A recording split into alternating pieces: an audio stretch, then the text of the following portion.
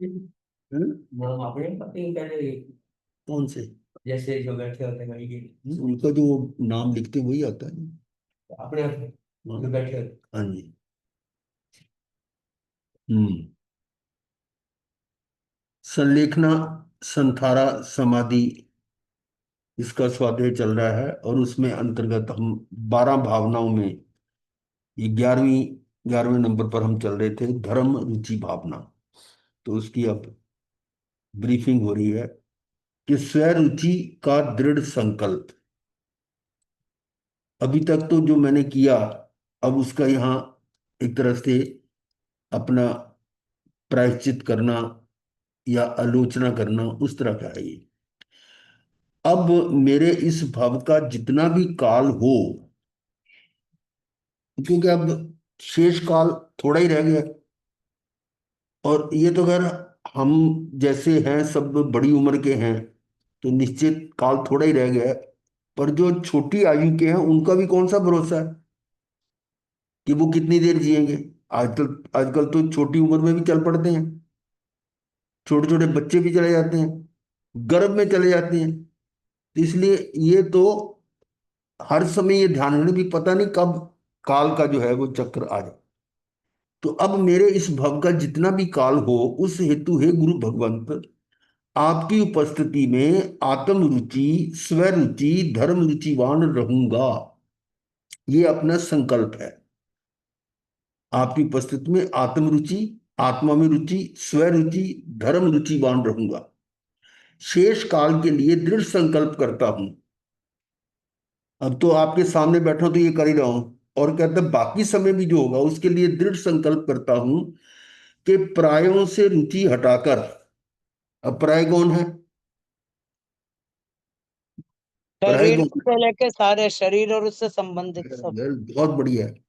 अब आपको मतलब ये चीजें जुबान पे आ गुरुदास ने रटा दी है हमको तो। गई। इसलिए इस वादे का यही तो फल है। पराया कौन है? मैं अपनी आत्मा के तो सब पराये है, आत्मा को छोड़कर सब पराये है। ये शरीर भी पराया है। तो इनसे रुचि हटाकर जहां जहां मेरी तीव्र से तीव्रतम रुचि रही, तीव्र से तीव्रतम रुचि रही शरीर के प्रति या और किसी के प्रति, जो उसको हटाकर मात्र आपकी भगवान की अमृतमय वीतराग वाणी में, आपके शुद्ध आत्मिक गुणों में, गुरु भगवंत से वचनामृत सुनने में रुचि तो बनेगी ना, क्योंकि रुचि हमारी रही नहीं है, पहले थी नहीं। और अब भी ऐसे रुचि वाले कितने लोग हैं। सुबह हम चर्चा कर रहे थे कि रुचि कितने में है। ये इस तरह की वाणी को कोई सुनने में किसी की रुचि नहीं है। बी कथा में जितनी देर मर्जी लगा दो, घंटों बैठे रहेंगे। वो मोबाइल पे बैठे ना, छोटा बच्चा भी जो है ना वो भी, उसको ही भूख भूख खत्म हो जाती, सब वो उसमें लगा हुआ है। तो ये हाल हो रहा है।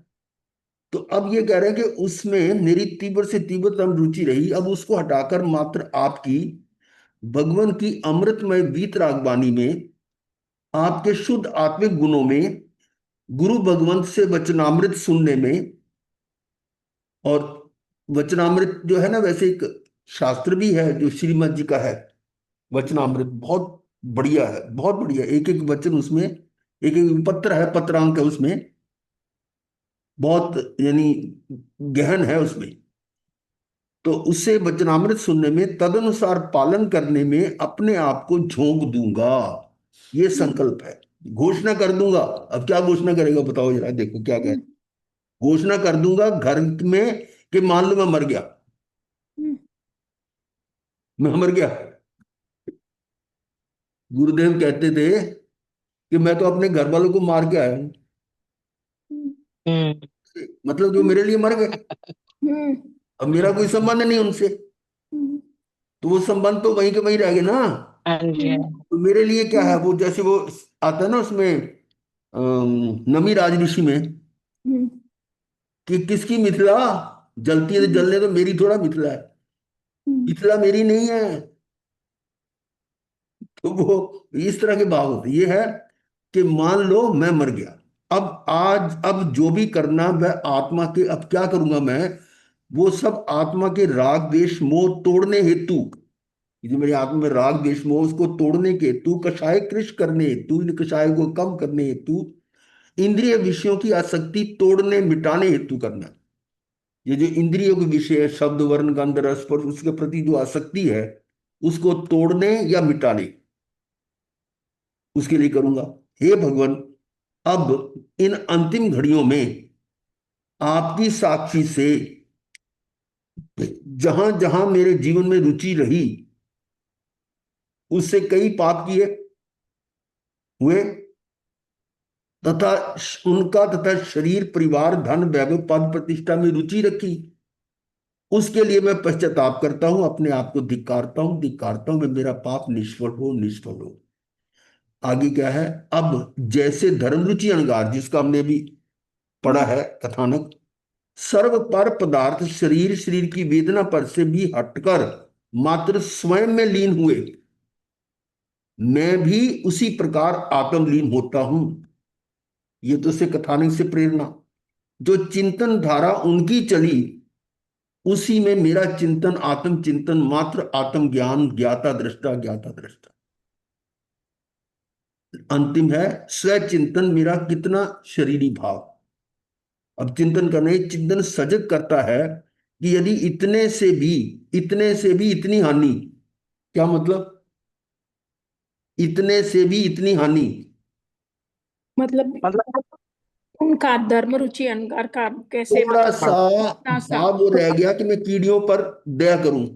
दया कर। हम्म, आत्मा तो के 33 अंदर उस समय पर में दृष्टि रही ना थोड़ी, तो हम्म, हाँ जी।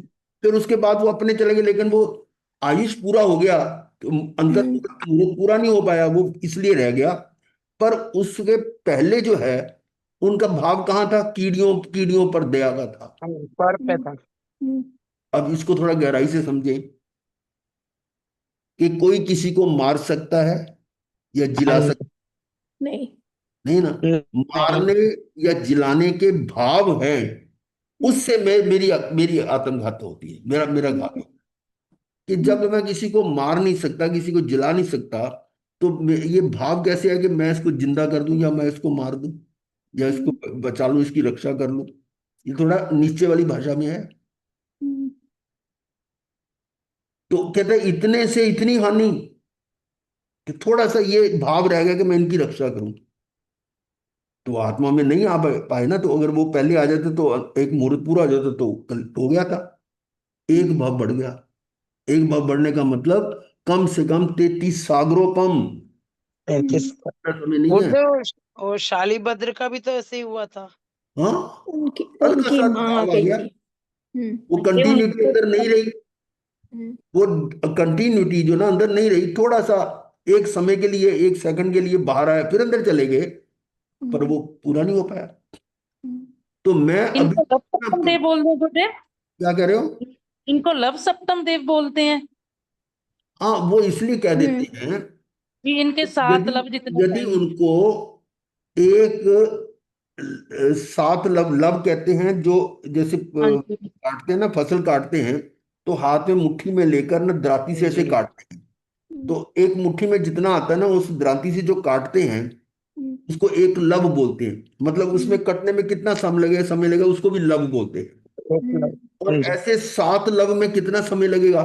7 बार कटेंगे तो कितना टाइम लगेगा? वो 7 लव हो गए। इतना सा बहुत सा समय और होता मिलता तो तो वो मोक्ष। मुक्त हो जाते। उनका इसलिए इसको सप्त लव लव सप्तम। लव सप्तम। लव सप्तम लव कहते सप्तम। हैं। ये है कि समय की कमी रहेगी बस। तो क्या है अभी? कहते हैं वो एक इतने से इतनी हानि के इतना एक भाव बढ़ गया, और मैं अभी कितना प्रमाद में, और मैं तो अंदर जा ही नहीं रहा। मैं तो हर समय बाहर में ही हूं, प्रमाद में हूं। उसको देखूं, इसको देखूं, उसको, अपने शरीर को, तो वो संसार जितना में सा जा रहा बाहर हूं। है अंदर से। हाँ जी, हाँ जी। तो उसके साथ कंपेयर कर रहे हैं अपने आप को कि इतने से इतनी हानि के एक भाव बढ़ गया, और मैं अभी कितना प्रमाद में, कितनी शरीर की रसनेन्द्रिय की आसक्ति, रस, और उसे कितना शरीरी भाव। इसे ठंड ना लगे, पाँव में बुआई फट गई, उपचार। घुटना बहुत दुख रहा है, जोड़ दुख रहे हैं, उपचार। कितना भाव हमारा शरीर में, और वह उपचार कितनी दृष्टि बाहर है। उपचार में दृष्टि बाहर ही है ना।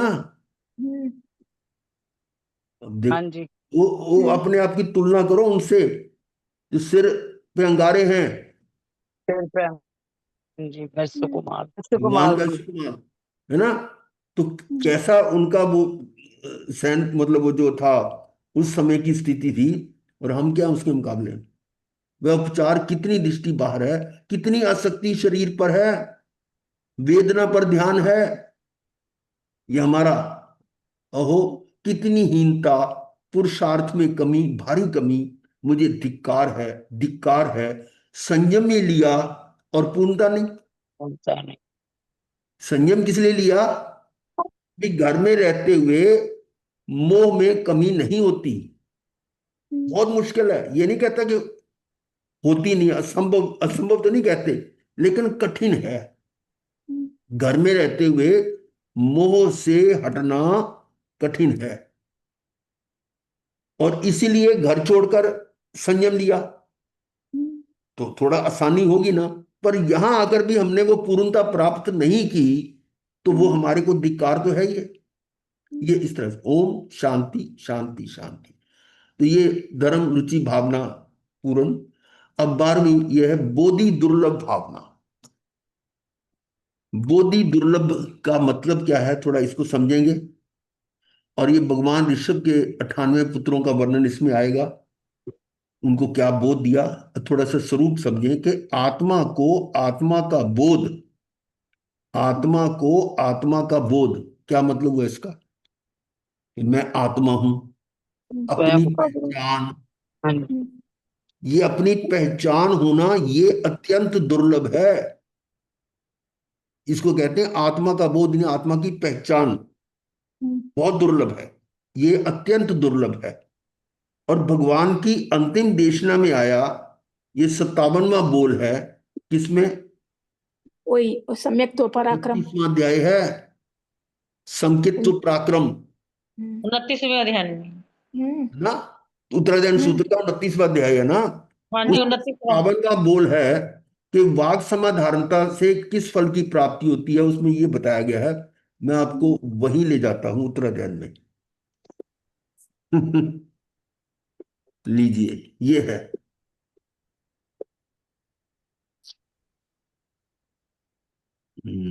हाँ, ये 57वीं गाथा।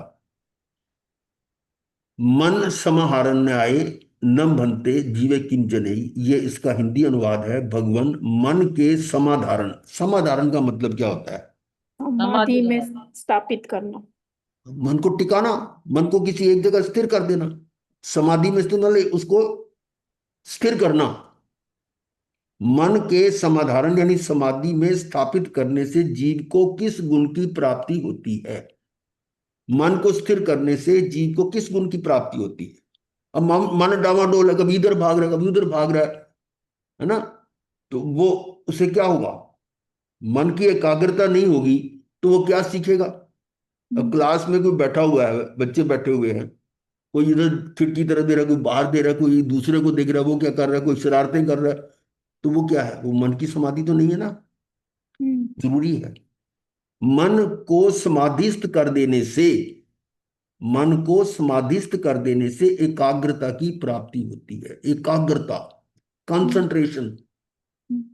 हम कई बार बोलते हैं ना कि ये विषय ऐसा चल रहा है हमारा, जितने भी विषय चल रहे हैं सुबह से, यानी जो सभी क्लासों में, बहुत गहन तात्विक विषय है। और इन तात्विक विषयों में एकाग्रता बहुत जरूरी है। अगर आपका मन थोड़ी देर के लिए भी इधर उधर चला गया तो लिंक होना मुश्किल हो जाएगा। हाँ जी, बिल्कुल सही है। ये एकाग्रता की बात है कि मन को समाधिस्थ कर देने से एकाग्रता की प्राप्ति होती है। और एकाग्रता को तो प्राप्त करके, अब एकाग्रता होगी तो वो करके क्या करेगा जीव, वो ज्ञान के पर्यायों को अर्थात तत्व बोध के विविध रूपों को प्राप्त कर लेता है। अर्थात ज्ञान, ज्ञान की प्राप्ति होती, ज्ञान के पर्यायों को, यानी जो ज्ञान की पर्याय उनको वो उसके अलग अलग रूपों को प्राप्त कर लेता है। ज्ञान के पर्यायों को प्राप्त होकर क्या होगा, समकित्व की शुद्धि प्राप्त कर मिथ्यात्व की निर्जरा कर देता है। देखो कितना लाभ है। मिथ्यात्व की निर्जरा और संकित की शुद्धि, बुद्धि। दोनों तरह से। किसके द्वारा? मात्र मन की एकाग्रता से, हम्म, मन समाधारणता। हम्म, क्लियर? फिर हम्म, दूसरी गाथा में आता है, अभी इसके साथ ही जुड़े हुए, तो हम ये पूरा कर लें कि भगवान वाक समाधारणा से जीव को क्या प्राप्त होता है। वाक मतलब भाषा या वचन, वचन की समाधारणता, वचन को बस में रखना, वचन को यानी मौन रखना या मन उसको कंट्रोल में रखना, या उसको किसी सही जगह लगाना, इसको हम कहते हैं वाक समाधारणता। तो वाक समाधारणता, वाक समाधारणा अर्थात वाणी को स्वाध्याय में लगाए रखने से, अभी आप क्या कर रहे हो कि वाणी को स्वाध्याय में लगाए रखने से, कि और तरह की किसी भाषा की जरूरत नहीं, अब स्वाध्याय में लगे हुए हैं, तो हमारी वाणी भी स्वाध्याय के साथ जुड़ी हुई है।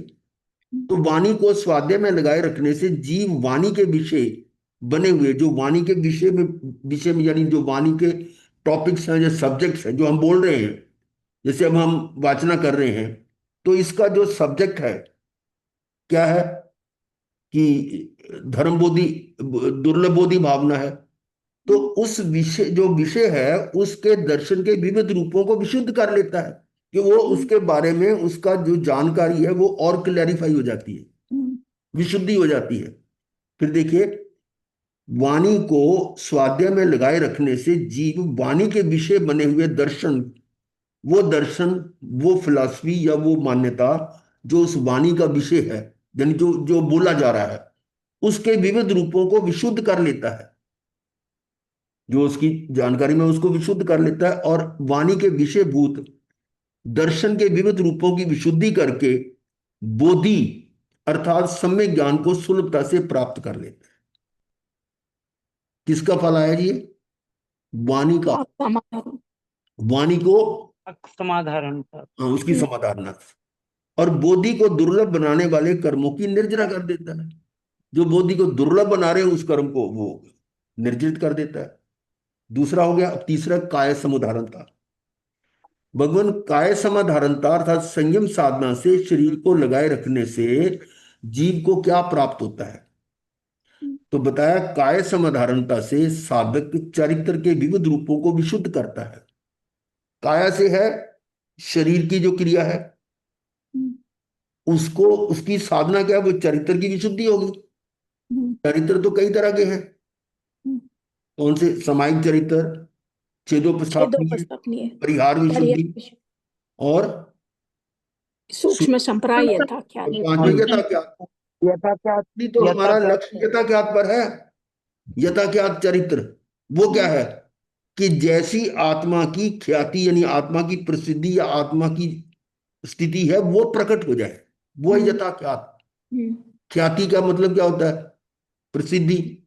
और जैसी उसकी प्रसिद्धि प्रकट हो जाए वो यथा ज्ञात है। तो काय समाधारणता से साधक चरित्र के विविध रूपों को विशुद्ध करता है, चरित्र के नाना रूपों को विशुद्ध करके यथा ज्ञात चरित्र को विशुद्ध कर लेता है। और यथा ज्ञात चरित्र की विशुद्धि करके साधक चारों कर्मांशों को, अब जो कर्म के अंश बचे हैं चार, कौन से? अगाति। चार अगाती बचे हैं ना। जब यथा ज्ञात चरित्र प्रकट ही तब हुआ जब वीतरागता आएगी। ठीक है? वीतरागता, वीतरागता शुरू 11वें से, 11वें से शुरू होती है, 10वें तक तो सूक्ष्म संप्राय है। तो 11वें में वीतरागता हुई तो यथा ज्ञात चरित्र हो गया।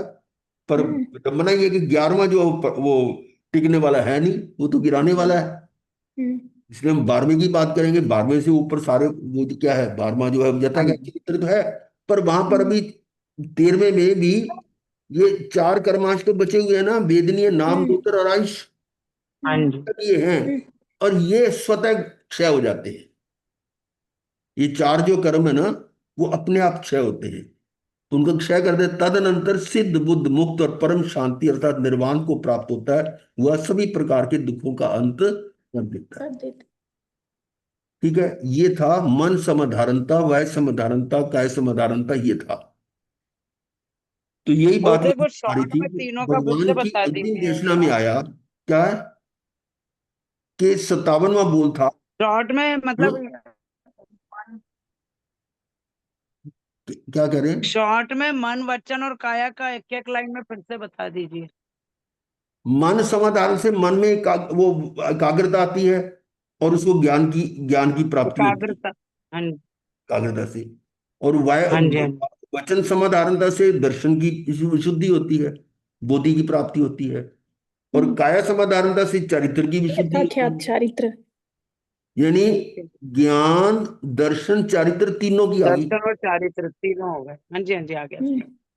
अब ध्यान रखना, ज्ञान दर्शन चारित्र, मन वचन और काया तीनों की ज्ञान दर्शन चारित्र की शुद्धि होती है। हाँ जी, ये याद हो गया।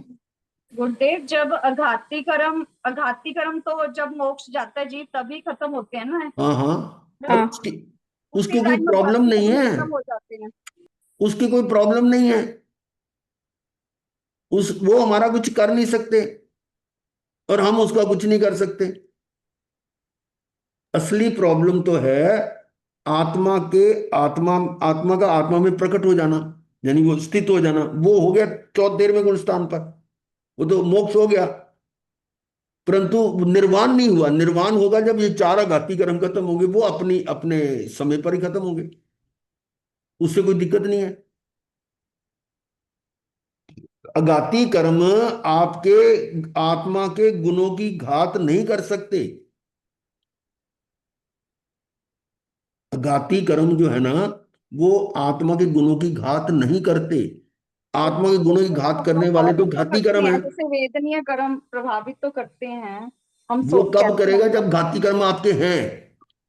हम्म। बहुत बहुत सही सवाल किया आपने कि वेदनी कर्म प्रभावित करता है, राग द्वेष करता है। तो राग द्वेष तब करेगा जब घाती कर्म होंगे। तो हाँ जी, मौनी जब कर्म। वीतरागता होगी तो कैसे राग द्वेष करेगा जी? बिल्कुल ठीक कह रहे हो। हैं? बिल्कुल ठीक कह रहे हो। बिल्कुल, हाँ, मौनी कर्म होएगा तभी तो राग द्वेष करेंगे। जब वो सारे मोहनी कर्म खत्म हो गया, ज्ञानावरणी दर्शनावरणी मोहनी और अंतराय चारों खत्म हो गए, तो जब चारों क्षय हो चुके हैं, तो आपका सुख दुख का अनुभव में राग द्वेष करने वाला कौन है? कोई नहीं करेगा। उधर राग द्वेष तभी होता है जब मोहनी कर्म हो, हमारा अज्ञानता हो। वो है नहीं, इसलिए उसका कोई भी प्रभाव नहीं है। हम्म। तो कल इसी बताया आदम भी में था आया आपने ना, क्या? बात बताई भी थी, कल परसों आई थी बात। हाँ इसी जी, आदम में आया चार दुर्लभताएं। कौन सी? मनुष्यता की प्राप्ति, केवल ही पर्याप्त वाणी का श्रवण, उस वाणी के प्रति श्रद्धा, अपूर्व वाणी है मेरे आत्म कल्याण के लिए, जन्म मिटाने के लिए, ऐसी श्रद्धा रुचि होना। और चौथा वीतराग, वचनानुसार वीतरागता पाने हेतु आत्म पुरुषार्थ पराक्रम। ये चार दुर्लभ हैं। आगे उसी में आया श्रद्धा परम दुर्लभ। श्रद्धा परम दुर्लभ, श्रद्धा परम दुर्लभ है। ये श्रद्धा ही तो नहीं आती। और मनुष्य भाव मिलना भी इतना दुर्लभ नहीं जितना मनुष्यत्व के गुण प्रकट होना। मनुष्य तो सैकड़ों के लाखों नजर आ जाएंगे, पर सब में कहाँ आएंगे? ये ज्ञान कहाँ है उसमें? मनुष्यता के गुण नहीं है उसमें। सरलता, निजता, नम्रता, कोमलता, सहनशीलता, सर्व जीवों के प्रति दया, करुणा, प्रेम, मैत्री, परस्पर सहयोग, सामंजस्य, अनुराग, सौहार्द, भ्रातृत्व भाव, भ्राता भाव, आर्जव, मार्दव, लघुता, आत्म संतोष, शांति, त्याग, वैराग्य, क्षमा आदि ये गुण कहाँ हैं? ये मनुष्य के लक्षण हैं। और मनुष्य हम बने भी क्यों? कि ये पूरा पूर्व जन्म में ऐसे गुण हमारे में थे। ये गुण मेरे में थे तभी मैं मनुष्य बना। और हाँ अभी जी। हाँ अगर ये हैं तो फिर अगले जन्म फिर मनुष्य बन सकता हूं। परंतु ये तो अपना अवलोकन करना पड़ेगा कि हमारे में ये गुण हैं भी या नहीं है। अभी थोड़ा हम उधर चलते हैं, 12 भावना अनुशीलन में थोड़ा और ज्यादा क्लियर हो जाएगा। ये है नर देह उत्तम देश पूरन, आयु शुभ आजीविका, दुर्वासना की मंदता, परिवार की अनुकूलता, सत सज्जनों की संगति, सद्धर्म की आराधना, है उत्तरोत्तर महादुर्लभ आत्मा की साधना। ये नर देह, मनुष्य का शरीर, उससे दुर्लभ उत्तम देश। मनुष्य का शरीर मिल गया पर उत्तम देश नहीं मिला। उत्तम देश का मतलब आर्य देश। हम्म, और उससे दुर्लभ क्या है? पूर्ण आयु। अब हम्म, आयु थोड़ी मिली, मान लो पैदा हुआ मर गया, तो वो तो कोई फायदा नहीं। ये भी इसका मतलब लंबी आयु मिलनी भी दुर्लभ है। शुभ आजीविका, खाने पीने को भी मिले कुछ। दुर्वासना की मंदता और परिवार की हाँ जी। अनुकूलता, ये उत्तरोत्तर दुर्लभ है। और सत सज्जनों की संगति, परिवार की अनुकूलता, सत सज्जनों की संगति, सद्धर्म की आराधना है उत्तरोत्तर महादुर्लभ आत्मा की साधना। इससे ऊपर और चलते हैं तो अब ये आत्मा की साधना महादुर्लभ है। इसी का विवेचन करते हैं। षट द्रव्यमयी इस लोक में, षट द्रव्यमयी ये लोक है, 6 द्रव्य से बना हुआ है। हम्म, हम्म, धर्म, अधर्म, आकाश, काल, पुद्गल और जीव, 6 द्रव्यों से मिलकर ये बना है लोक। षट द्रव्यमयी इस लोक में न तो गे रूप संयोगी दुर्लभ है। हम्म, क्या मतलब इसका? गे रूप जो जानने में आ रहा, हमारे सामने जो हाँ जी, वो भी नजर आ ठीक रहा है। है, कोई दुर्लभ है कोई? नहीं। क्या दुर्लभ है? जो जो सामने आ रहा हम हाँ जान रहे हैं, उसका संयोग भी मिल रहा है। जी। और ना संयोगी भाव रूप आश्रव भाव। अब उसके साथ मैं मिलूं या उससे संयोग करूं, ये भाव भी कोई दुर्लभ है क्या? नहीं है। ये तो आते ही हैं, ये आश्रव भाव भी कोई दुर्लभ नहीं है। क्या कह रहे हैं? इस लोक में ना तो गे रूप संयोगी दुर्लभ है, और ना संयोगी भाव रूप आश्रव भाव, आश्रव भाव भी दुर्लभ नहीं है। अनादिकाल से मिल रहे हैं हमें, तो बहुत संयोग ही मिल दुर्लभ रहे है। हैं। संयोग इतने कि हम देवों तक भी, देवलोकों तक क्या, 21वें देवलोक तक भी होया है। और क्योंकि हम सभी को ये तो अनंतों बार प्राप्त हो चुके हैं। क्या जितने भी जान में आ रहे, जानने में आ रहे सब संयोग, ये भी और संयोगी भाव या आश्रय भाव भी तो हमारे को अनंतों बार मिले हैं। कितनी बार? अनंतों बार। ये तो दुर्लभ नहीं है ना। और यदि अब भी अब ये अनंतों बार प्राप्त हो चुके हैं, और यदि अब भी अपने को नहीं जाना, अपने को नहीं जाना, नहीं पहचाना, तो भविष्य में भी मिलते रहेंगे। क्या मिलते रहेंगे जी? ऐसे ये मौके संयोग और मिलते रहेंगे, संयोगी पर हम भाव उनको आश्रव गंवा भाव देंगे सब। फिर। नहीं, ये था। हमें अब ये देह तो मिलती अनंत है बार मिले हैं ना। और हमें यदि देह अब भी अपने को नहीं जाना, नहीं पहचाना, तो ये अनंत बार और मिलते रहेंगे। हाँ हम्म, जी, ये तो संयोग इसमें भाव मिलते है ही ना, रहेंगे। अब भी अपने को नहीं जाना, नहीं पहचाना, तो भविष्य में भी मिलते रहेंगे। भविष्य मतलब में कौन? गति में संसार भ्रमण बढ़ता ही जाएगा। ये करते ये रहेंगे फिर, संयोग, और भ्रमण ये करते संयोग रहेंगे। है ना, हम्म, ये हाँ सारे जी, संयोग मिलते रहेंगे। योग संयोग सब मिलते मिलते। रहेंगे। मिलते रहेंगे, ठीक है। दुर्लभ क्या है फिर? दुर्लभ तो एकमात्र अपने को जानना है, पहचानना है, अपने में ही जमना है, रमना है, ये दुर्लभ है। क्योंकि अनादिकाल से अब तक और सब कुछ मिला, अनादिकाल से अब तक और सब कुछ मिला। और का मतलब बाकी सब कुछ मिला, पर सही रूप में हम अपने को पहचान नहीं सके हैं। इस चीज को छोड़कर सब कुछ मिला, पर सही रूप में हम अपने को पहचान नहीं सके हैं, जान नहीं सके हैं। और यदि हमने अपने को सही रूप में जान लिया होता, अब देखिए क्या पॉइंट आ रहा है। यदि हमने अपने को सही रूप में जान लिया होता, पहचान लिया होता, तो अब तक इस लोक में भटकते ही ना रहते। ये तो बात बहुत स्पष्ट है, और सभी हाँ जी। अनुभव कर रहे हैं ये, कि हाँ हमारी जी। गलती ये रही कि अपने को पहचाना नहीं। अगर पहचान लिया होता, तो फिर ऐसे भटकन कहाँ होती। अनादि से भटके चले आ रहे हैं, अनादि से भटके चले आ रहे हैं। गुरु के वचन क्यों नहीं भा रहे हैं। रुदन तेरा भवन में रुदन तेरा भवन में सुने कौन जन, बड़े भाग्य से हमको मिला जिन धर्म। तो क्या कह रहे हैं कि यदि हमने सही रूप में जान लिया होता, पहचान लिया होता, तो अब तक इस लोक में भटकते ही ना रहते, अपितु लोकाग्र में विद्यमान सिद्ध शिला में विराजमान होते। मिथ्यात्व, अज्ञान और असंयम का अभाव कर, किसका अभाव करते? मिथ्यात्व, अज्ञान और असंयम का अभाव कर अनंत सुखी हो गए होते। अभी तो हम सुखी नहीं है। जो भी सुख महसूस कर रहे हैं वो सुखाभास है, अगर है भी तो वो क्षणिक है, क्षणिक। और कब वो किस में बदल जाए पता नहीं।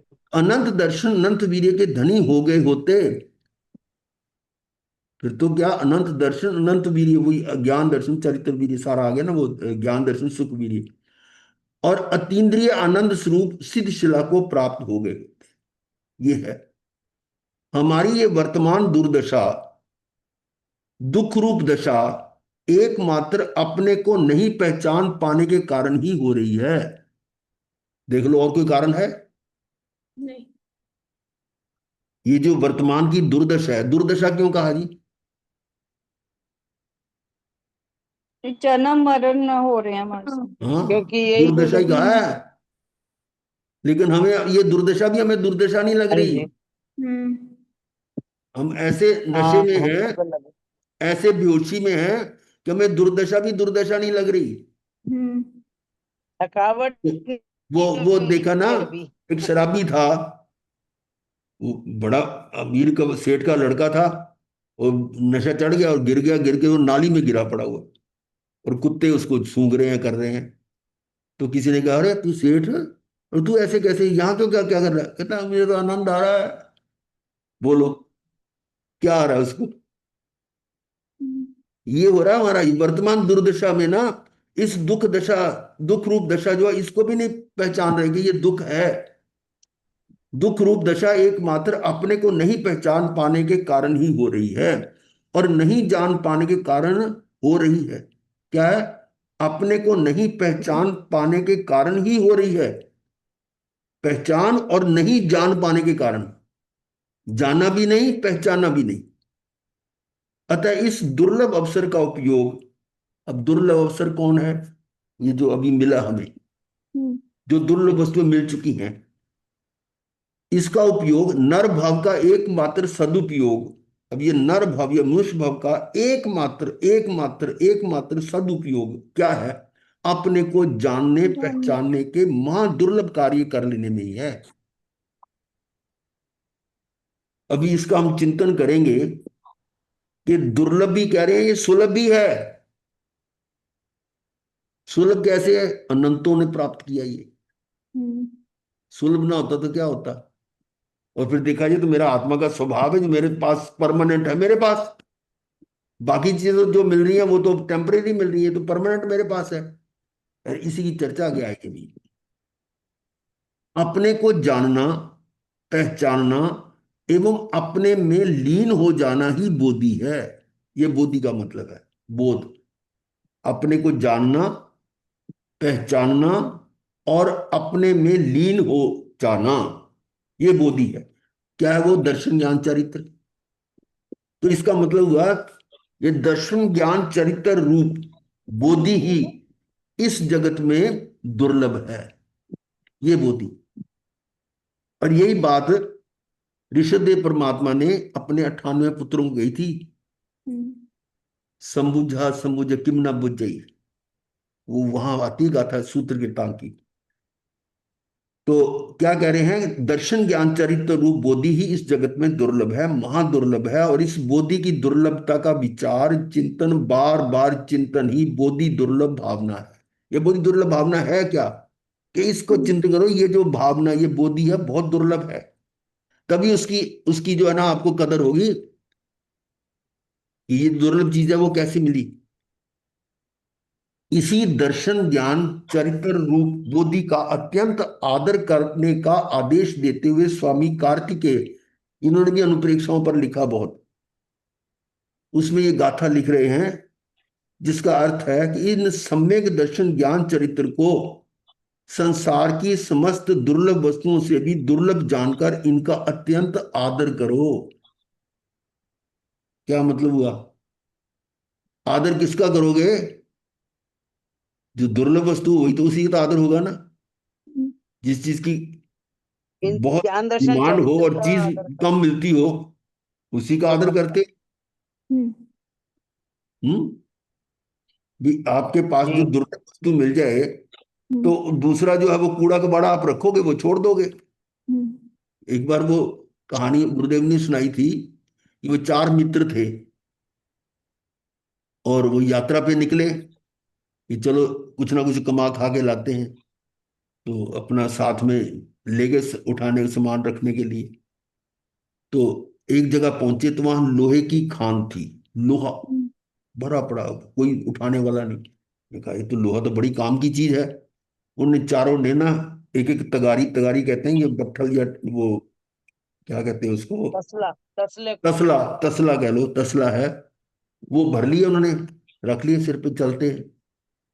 अब वो चलते गए आगे चलकर देखा तो वहां पर चांदी की खदान थी, चांदी के ढेर लगे पड़े हैं। अब बताओ बुद्धिमान क्या करेगा? लोहे को छोड़ लोहा के लोहे को निकाल के फेंकेगा। चांदी रखते हैं। जो लोहे को पहले जी तो उसको बड़ा दुर्लभ समझकर पकड़ी हुई, बहुत काम की चीज है, हर जगह लोहा काम आता है। अब चांदी के मुकाबले में लोहे को फेंकेगा, हम्म, है ना? वो हम्म, चारों में से एक अड़ गया, नहीं मैंने तो जो प्राप्त कर लिए, जो मैंने पकड़ लिया मैं नहीं छोड़ता। हम तो जिसके पीछे लग जाते हैं, लग जाते हैं, जिसको कहते हैं ब्लाइंड फेथ है। हम्म, हम्म, मैंने तो जो धारण कर लिया वो ठीक है। इसी प्रकार से इसको कहते हैं जो गृहीत मिथ्यात्व होता है ना, यानी जो किसी परंपरा में, किसी मान लो एक ही गच्छ में है, उनमें जो परंपरा चली आती है वो चाहे सही है गलत है उसको वो अंधाधुंध फॉलो करते हैं। हम्म, और बाद में उनको पता भी लग जाए कि भाई ये जो हमारी चर्या है ये गलत है, ये सैद्धांतिक नहीं है, ये तात्विक नहीं है, ये जैन दर्शन के अनुकूल नहीं है, तब भी उसे नहीं छोड़ पाते। क्यों? कि लोग क्या कहेंगे। हम्म, अंधविश्वास। वो उस अपनी परंपरा को नहीं छोड़ पाते। उसके पीछे कई कारण हो सकते हैं कि मान लो 30 40 50 साल वो उसी परंपरा को निभाते और आज उसको कहते नहीं ये गलत है, तो लोग कहेंगे 50 साल हमारे को बुद्धू बनाया इन्होंने, क्या लोग कहेंगे। उस हम्म, झेप को ना आए इसलिए वो उसको छोड़ते नहीं है, जानते हुए भी नहीं छोड़ पाते। हठाग्रह। हाँ, मताग्रह हटाग्रह वही हो गया ना। ये उसमें आता है ना अपना आत्म सिद्धि वाले में, ये गाथा है कैसी। तो अब क्या हुआ कि वो चांदी के भर लिए उन्होंने, तीन ने तो भर लिए चांदी के, लोहा फेंका और एक कहता मैं तो लोहा ही रखूंगा। आगे चलते गए, चलते गए तो आगे जाकर उनको सोने की खदान मिली। अब उसमें क्या हुआ, तीन तीन के पास तो थी चांदी के ना, उसमें से दो ने कहा चांदी फेंको, सोना बहुत बढ़िया है। ठीक है, उन्होंने चांदी फेंकी और सोना भर लिया। और उनमें से एक वहीं अड़ गया कि नहीं मैं तो चांदी मेरे को ठीक है, बस यही ठीक है, मैं नहीं फेंकता। दूसरे के पास चांदी आ गई। अब दो बचे जिनके पास सोना आ गया, वो आगे गए। आगे गए तो वहां पर हीरे जवाहरात, रत्नों की खान। अब उनमें एक एक रत्न जो है वो आपके कितने क्विंटलों के लोहा चांदी सोना उसके मुकाबले में बहुत ज्यादा कीमती होता है। तो उसने में से फिर भी एक अड़ गया, नहीं मैं तो सोना नहीं, मैं सोना नहीं छोड़ू, सोना अच्छा है। और उसने, एक ने सोना छोड़कर वो रत्न भर लिए। अब बताओ इसमें दुर्लभ वस्तु किसको प्राप्त हुई? रत्न जवाहरत। मानक। चौथे जिसने, वाले को, चौथे जिसने वाले हीरे को। जवाहरात। कि जब उसको पता लगे हीरे इससे जवाहरात। और ऊपर है, तो वो नीचे ही अटका रह गया। अब ऐसे ही हमारी हालत कि हमें उसका आदर मान नहीं है, कि वो जो चीज है उसकी दुर्लभता है, वो उसका आदर नहीं हम करते, तो इसलिए उसको पकड़ने के लिए तैयार नहीं है। ये ना सम्यक दर्शन ज्ञान चरित्र को संसार की समस्त दुर्लभ वस्तुओं से भी दुर्लभ जानकर इनका अत्यंत आदर करो। जो आदर करेगा वो प्राप्त करेगा ना। बोधि और समाधि का अंतर, ये एक्चुअली ये जो कथानक है ना, गुरुदेव ने ये समझाया था कि भी 4 आश्रम हैं। पहला जो है वो बाल बाल बाल आश्रम हो गया, फिर गृहस्थ आश्रम हो गया, फिर जी। वानप्रस्थ आश्रम हो गया, फिर संन्यास आश्रम हो हाँ गया। जी, संन्यास आश्रम। तो ऐसे उत्तरोत्तर ये ऊपर ऊपर के है ना। तो जब बड़ा होता है तो वो ब्रह्मचर्य आश्रम छोड़कर गृहस्थ आश्रम में आ जाता है। उसको छोड़कर फिर उसको जब वो 50 साल का हो गया, मतलब 25-25 साल के हों, तो वो आ जाता है वानप्रस्थ कि भी अब समाज सेवा में लग जाओ, गौ सेवा में लगे। गुरुदेव भी ऐसे करते रहे। और उसके बाद उनको ये बोध मिला कि ये जो ना सोने की ये तगारी भी छोड़ो, ये तुम जो कर रहे हो, सेवा कर रहे हो, स्वाध्याय करा रहे हो, स्वाध्याय कर रहे हो, ये करो, ये छोड़ के अब अगली जो है ना वो रत्नों की जो है वो लो, वो है आपका संयम। तो वो दुर्लभ वस्तु का आदर होगा तभी तो प्राप्त करेगा ना, इसके पीछे ये बात है। तो बोधि और समाधि का अंतर ये यहां बताया गया है कि बोधि क्या है और समाधि क्या है। अप्राप्त सम्यक दर्शन ज्ञान चरित्र का प्राप्त होना बोधि है।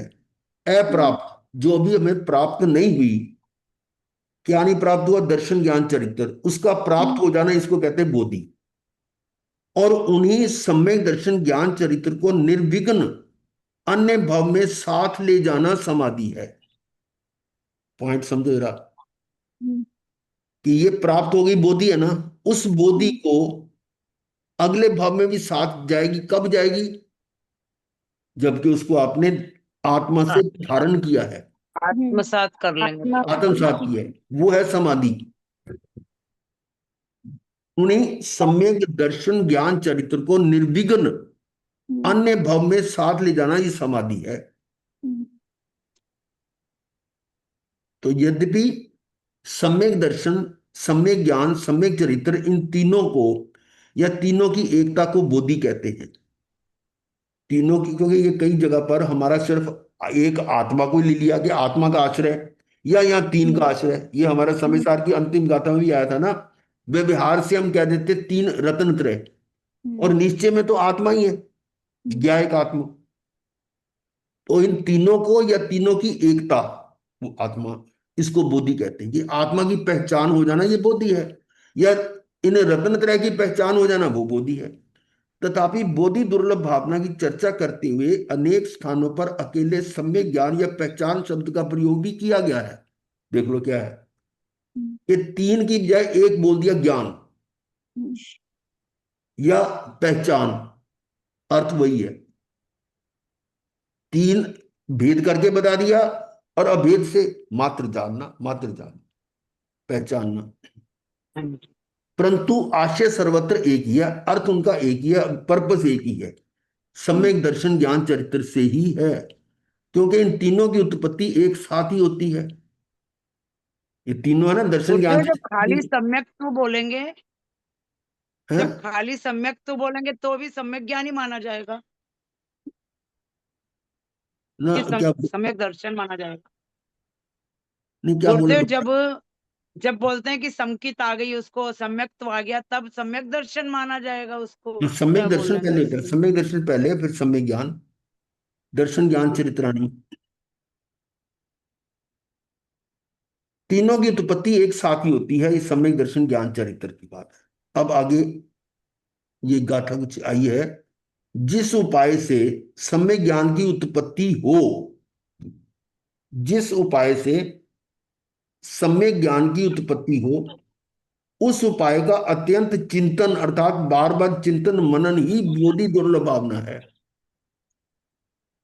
फिर सुने, जिस उपाय से सम्यक ज्ञान की उत्पत्ति हो, उस उपाय का अत्यंत चिंतन अर्थात बार बार चिंतन मनन ही दुर्लभ, बोधि दुर्लभ भावना, ये है बोधि दुर्लभ भावना। फिर आगे कुछ हिंदी कवियों ने भी कुछ लिखे है, अंतिम ग्रीविक लो की हद, पायो अनंत बिरिया पद, पर सम्यक ज्ञान ना लाधो, दुर्लभ निज में मुनि साधो। अंतिम ग्रेवियक 21वां देवलोक, अंतिम ग्रीविक यानी ग्रेवियक, ग्रेवियर, हाँ जी। उस तक, अंतिम ग्रेविक तक 21वें देवलोक की हद तक पायो अनंत बिरिया पद, वहां तक मैं अनंत बार जाया हूं, पर सम्यक ज्ञान ना लाधो, सम्यक ज्ञान नहीं प्राप्त हुआ। दुर्लभ निज में मुनि साधु, ये दुर्लभ है, मुनि उसमें साधन करता है। ये वही लादना, मतलब तगारी लाद के जैसे ले गए थे, वही वाला ये लादो लादना हो गया ना। मतलब मिला नहीं, मिला नहीं। यहाँ ये जीव व्यवहार रतन त्रय धारण करके, व्यवहार रतन, अब ये व्यवहार की बात आ रही है, व्यवहार रतन त्रय धारण, सब में दर्शन ज्ञान से, फिर व्यवहार से क्या हुआ कि वो सब नियमों का पालन करता है और हाँ जी। निरतिचार, निरतिचार, कोई अतिचार दोष भी नहीं है, इतना पालन करता है, हाँ ऐसे जी। थोड़ी में देवलोक तक चला जाएगा। पर वो व्यवहार की बात है, अभी सुबह बात कर रहे थे ना कि व्यवहार तो होता ही है। अब देखो व्यवहार का क्या है, व्यवहार सिर्फ ये लाभ है, उसको 9वें गिरवेक तक ले गया। इस व्यवहार रतन तय धारण करके, इतना ही संयम ग्रहण करके 9वें गिरवेक तक तो अनंत बार पहुंचा, पर सम्यक ज्ञान की प्राप्ति ना कर पाने के कारण, सम्यक ज्ञान की प्राप्ति कब होगी, जब हम निश्चय की तरफ जाएंगे। निश्चय का सोचा ही नहीं। हाँ जी। वो एक दो दिन पहले वो बात हुई थी ना कि समाई का क्या अर्थ और प्रयोजन है। समाई तो कर रहे हैं पर उसका अर्थ और प्रयोजन जानते ही नहीं। ये प्रश्न पूछा था ना पार्श्व भगवान की परंपरा के एक संत ने, हाँ जी। और स्तेवर भगवान श्रमण केशी। महावीर स्तेवर से पूछा था हाँ जी, केशी श्रमण। कि आप जानते हो, नहीं केशी श्रमण नहीं था, नाम नहीं है उसका, स्तेवर भगवंत ऐसे ही नाम है। वो काला स्पेशियस था वो अनगार जो ना पार्श्वपति है। तो उसने ये शंका से पूछा था, ये नहीं जानते होंगे, तो पूछा कि आप समाई का अर्थ और प्रयोजन जानते हो। हम समाई तो हम करते हैं, क्या आपने कभी सोचा कि समाई का अर्थ क्या है और समाई का प्रयोजन क्या है? यदि उसका अर्थ नहीं जानते, उसका प्रयोजन नहीं जानते, तो समाई करने का लाभ क्या है बताओ। इसी प्रकार से जो व्यवहार रतन है, इसका धारण कर रहे, इसको कर रहे हो, लेकिन आपको इसका अर्थ और प्रयोजन तो नहीं पता। मालूम नहीं है कि प्रयोजन क्या हमारा, वो निश्चय में आएगा, तो फिर क्या समुचित कैसे प्राप्त होगी? तो समाई का अर्थ मात्र आत्मा है, हाँ जी। और प्रयोजन भी आत्मा है, कि आत्मा को उपलब्ध हो जाए, आत्मा ही। आत्मा में स्थिर हो जाए, वो समाई का प्रयोजन है। कि हम समाई करते करते आत्मा में स्थिर हो जाए, ये हमारा समाई का प्रयोजन है। और ये तो कभी सोचा ही नहीं हमने। इसी प्रकार से ये जो अभवी है ना, वो व्यवहार रतन का पालन करके, पर उनमें ये उसका अर्थ और प्रयोजन नहीं समझ पाते, वो अनुभव में नहीं आता, तो इसलिए क्या सम्यक ज्ञान की प्राप्ति नहीं होगी, और उसकी प्राप्ति ना कर पाने के कारण संसार में ही भटकता रहा। कौन? मैं। कितनी बार हो गया है देवलोक में, 21वें तक, 21 से ऊपर नहीं गए, क्यों नहीं गए? वहाँ क्योंकि एकमात्र उसमें तो सम्यक सम्यकदर्शी जाते हैं अच्छा। हाँ, अनुत्तरों विमानों में तो सम्यकदर्शी ही जाएंगे। हम वहां गए, वहां होते फिर तो कल्याण हो जाता, अनुत्तर वहां नहीं गए हम।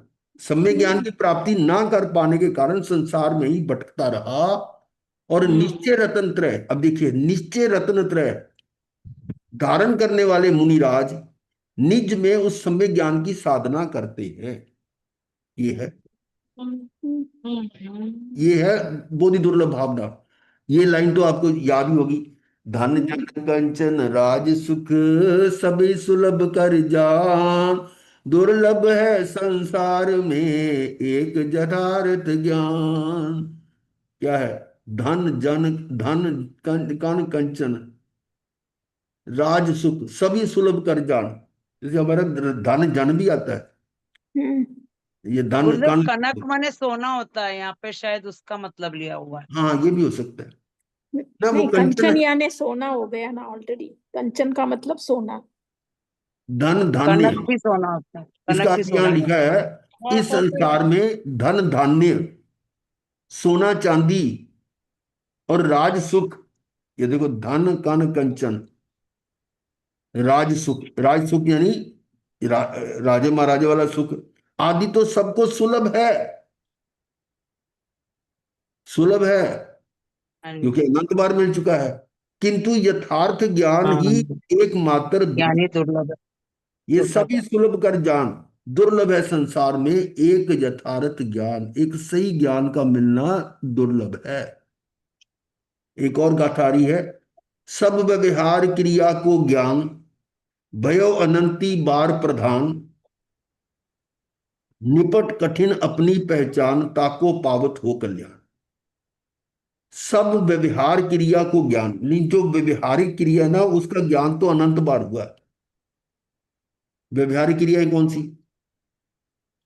ये व्यवहार में देवगुरु जो धर्म भी वाली, जो जो अपन पढ़ाई समाज जो जो वगैरह, हमारी क्वालिफिकेशन है, माला जाप, सारी नहीं, लौकिक व्यवहारिक क्रियाओं का ज्ञान।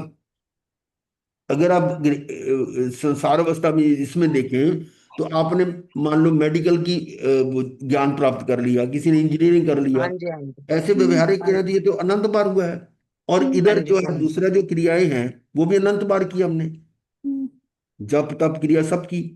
व्यवहारिक क्रियाओं का बिल्कुल। ज्ञान तो अनंत बार हुआ कि भी पाप नहीं करना चाहिए, पुण्य करना चाहिए, इस तरह की बातें होगी। पर एकमात्र अपनी पहचान ही अत्यंत कठिन है, अपनी पहचान। यदि अपनी सच्ची पहचान हो जावे तो कल्याण होते देर ना लगे। आप कहोगे हमें तो पहचान होगी, हम तो जानते हैं कि मैं आत्मा हूं, मैं आत्मा हूं, मैं आत्मा हूं, पर कहाँ है? शब्दों में ही है, शब्दों में हुई है, उसका भाव भाषण नहीं हो रहा, अनुभव नहीं हो रहा। भाव भाषण नहीं हो रहा। हम चिंतन करके देखो कि भाव भाषण हो रहा है क्या, कितना हो रहा है। ये भाव भाषण हो जाए तो आप घर में नहीं रह सकते फिर। सही बात, हैं? नहीं रह सही है। सकते, भाव भाषण नहीं हो रहा। आसक्ति आ रही है, शरीर के प्रति आ रही है और परिजनों के प्रति, सबके प्रति आ रही है आसक्ति। तो कहाँ ये हुआ ज्ञान कि भी मैं आत्मा हूं, मैं शरीर नहीं हूं। ये वो है भाव भाषण की बात है कि भाव भाषित हुए नहीं हुए। तो उक्त छंदों में कहीं मात्र अपनी पहचान को दुर्लभ बताया गया है, तो कहीं मात्र सम्यक ज्ञान या यथार्थ ज्ञान को। देखो दो चीजें बताई गई, कहीं पर तो कहता है अपनी पहचान दुर्लभ है, कहीं कह रहा है ये सम्यक ज्ञान दर्शन चरित्र ये दुर्लभ है। पर गहराई में जाकर देखें तो आशय सर्वत्र एक ही है। अपनी पहचान कह लो या सम्यक ज्ञान कह लो या यथार्थ ज्ञान कह लो, बात एक ही है, अर्थ एक ही निकलेगा। गहराई में क्योंकि जाकर देखें तो आशय सर्वत्र एक ही है। सर्वत्र एक ही ध्वनि के पुण्यवानों को दुनिया में सभी संयोग सहज उपलब्ध हो जाते हैं। किसको? पुण्यवान, पुण्यवानों को पुण्य के उद्देश्य से है। हाँ जी, और हमें भी समय समय पर सभी अनुकूल प्रतिकूल संयोग प्राप्त होते रहे हैं, मिले हैं। पर एक यथार्थ ज्ञान, यथार्थ ज्ञान यानी जो सही ज्ञान है, अपनी पहचान आत्मोन्मुखी पुरुषार्थ के बिना सहज सुलभ नहीं है। कौन सा पुरुषार्थ? आत्मा के बाहर का पुरुषार्थ हमने बहुत किया, बहुत पढ़ाई कर ली, ट्रेनिंग कर ली, आत्मा हाँ, स्थिर पर होना। ये आत्मोन्मुखी पुरुषार्थ है, हाँ, इसके बिना ये सुलभ नहीं है ये चीजें। आत्मा के अतः सम्मुख। हाँ, आत्मोन्मुखी पुरुषार्थ के बिना सहज सुलभ नहीं है। अतः पुण्य उदय से प्राप्त भोगों में न उलझकर संपूर्ण शक्ति से अपने को जानो। क्या कह रहे हैं? पुण्य उदय से प्राप्त भोगों में, जो हमें पुण्यों से मिले हुए हैं, जो भी हमारे भोगने में आ रहे हैं, उनमें न उलझकर, उलझने का मतलब उसमें आसक्ति, उसमें तन्मयता, हाँ, उसको छोड़कर संपूर्ण शक्ति से अपने को जानो, पहचानो और अपने में ही जम जाओ, रम जाओ। सुखी होने का एकमात्र यही उपाय है।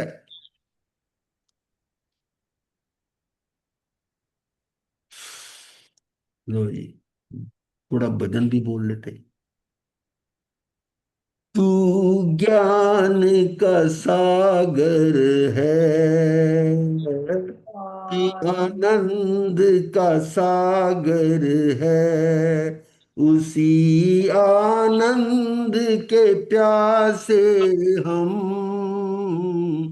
तू ज्ञान का सागर है, आनंद का सागर है, उसी आनंद के प्यासे हम। तू ज्ञान का सागर है। नित ज्ञान सुधा चाखे, नित ज्ञान सुधा चाखे, आनंद सुधा चाखे। प्रभु जी तेरी कृपा से हम। तू ज्ञान का सागर है, आनंद का सागर है। ये अपनी पहचान। विषय भोग में तन्मय होकर होया है जीवन वृथा, होया है जीवन वृथा। बात प्रभु तेरी एक न मानी, अपनी ही धुन में रहा, अपनी ही धुन में रहा। जाना है किधर हमको, जाना है किधर हमको, और आए हैं कहाँ से हम। तू ज्ञान का सागर है, आनंद का सागर है, उसी आनंद के प्यासे हम। तू ज्ञान का सागर है। हम अनुभव अमृत तज कर, पिया विषय जल क्षार, पिया विषय जल क्षार। मोह नींद में पागल होकर, किया न तत्व विचार, किया न तत्व विचार। नैया है मेरी मझधार, नैया है मेरी मझधार। इसी से प्रभु को बुलाते हम। तू ज्ञान का सागर है, आनंद का सागर है, इसी आनंद के प्यासे हम। तू ज्ञान का सागर है। भूल रहे हैं राह वतन की, भटक रहे मझधार, भटक रहे मझधार। भीख मांगते दर दर भ्रमते, घर में बड़ा भंडार, घर में बड़ा भंडार।